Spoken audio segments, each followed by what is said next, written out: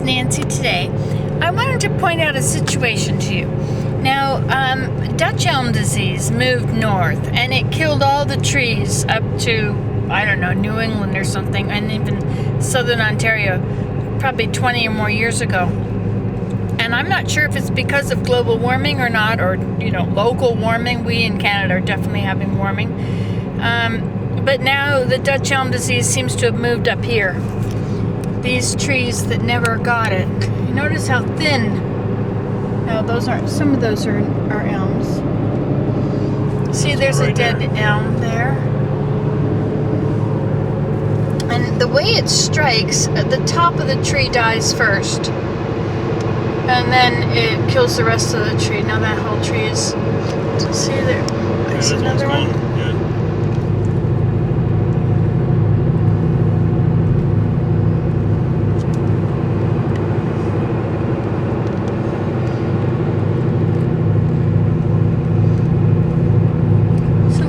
Keep our eyes open. Now, the first sign of the Dutch elm disease appears to be thinning, where you can see through the leaves. They don't look as thick as they used to look.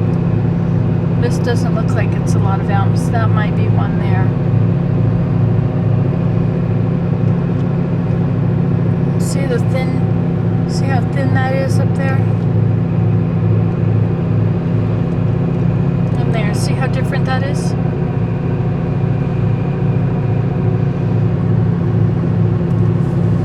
We have quite a lot of elms. An elm, the way you tell an elm, they look like an ice cream, the top of an ice cream cone. They branch, they usually fork in half.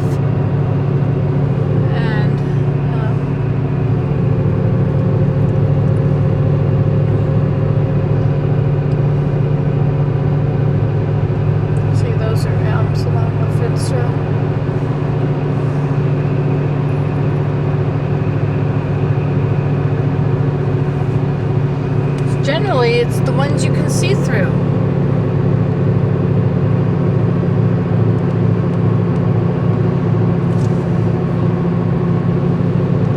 See this one you can see through?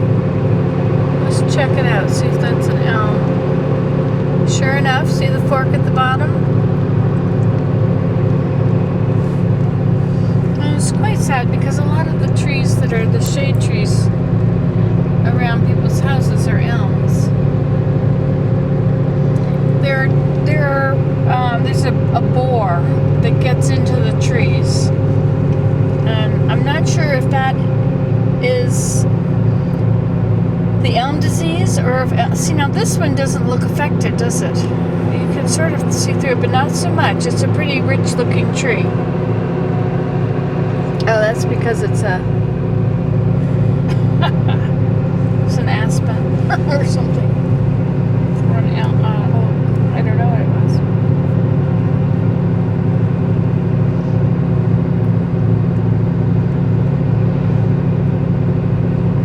Now, if you have a cluster of them and one gets it, the roots connect them all somehow.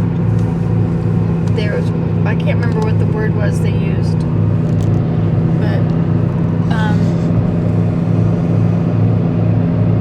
the way to preserve a tree, if the ones around it have it, well, first of all, the best way to preserve it is to isolate it from any other trees while it's still healthy.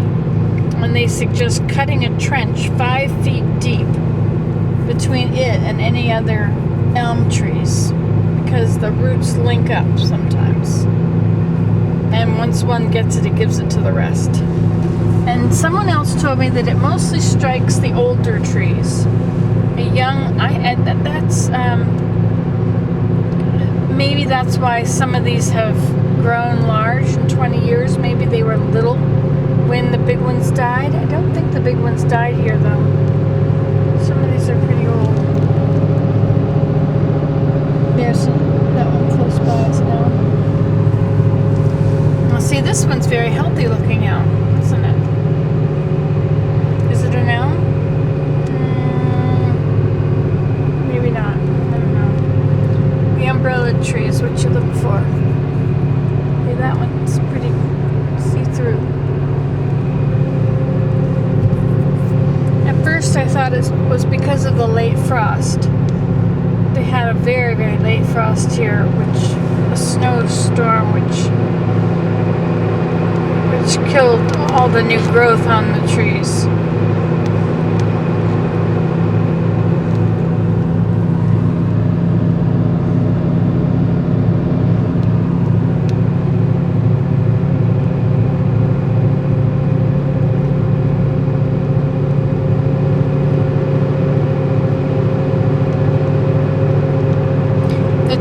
That usually gives me shade when I sit and lie on my hammock is an elm, and it's not giving me much shade this year. It's very see-through.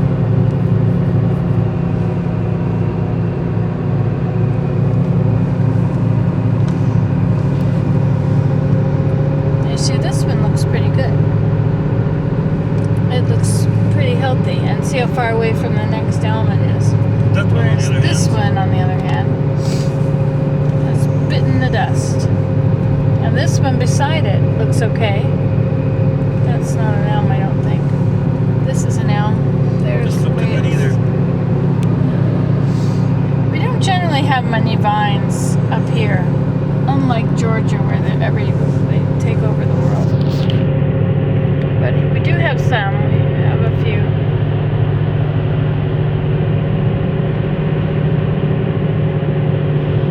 You can see how many trees are elms.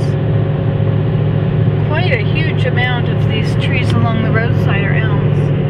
Like all of these are right now. See, that one's really sickly, but that one looks perfect. Now those are not elms. There's a dead one. Well, dying. One person's response was, well, we do need some firewood.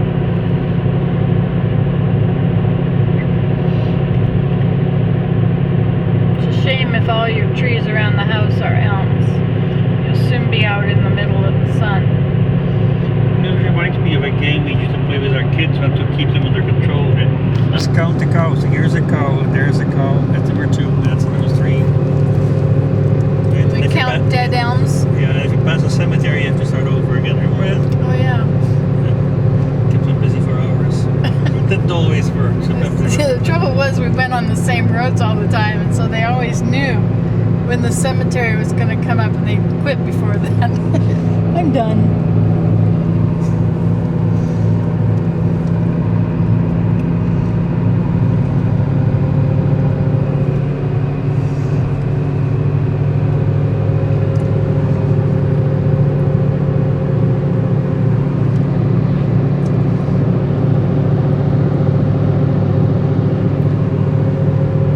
Luckily, we have lots of maple trees here.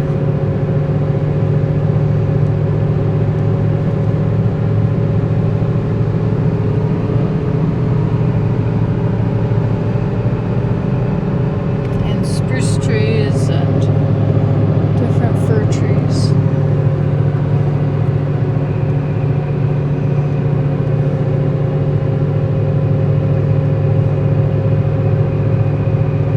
See that cluster there? They were all affected.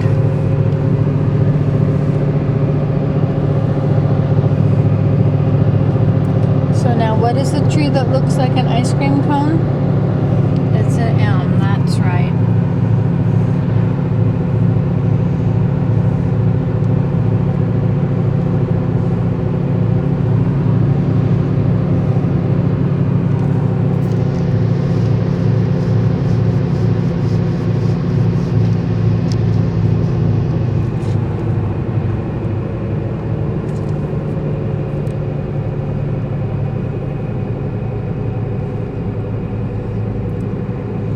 It's interesting that this is the scene that is repeated everywhere. You know, it's a 10-minute long. I've been showing you the trees that are dying outside of Tweed. And yet, everywhere I've been, you could shoot the same kind of film. You know, in spite of that, there are still elm trees around. They're still what? We've been dying all over the place for decades or centuries, and there's still elm trees around. Well, you see, I think that the disease didn't get this far north.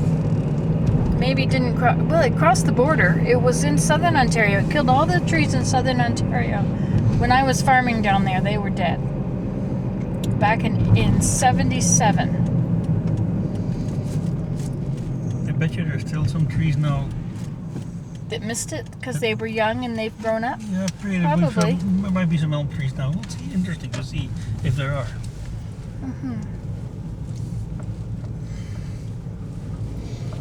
You know, one definite nice thing around here with the gas stations?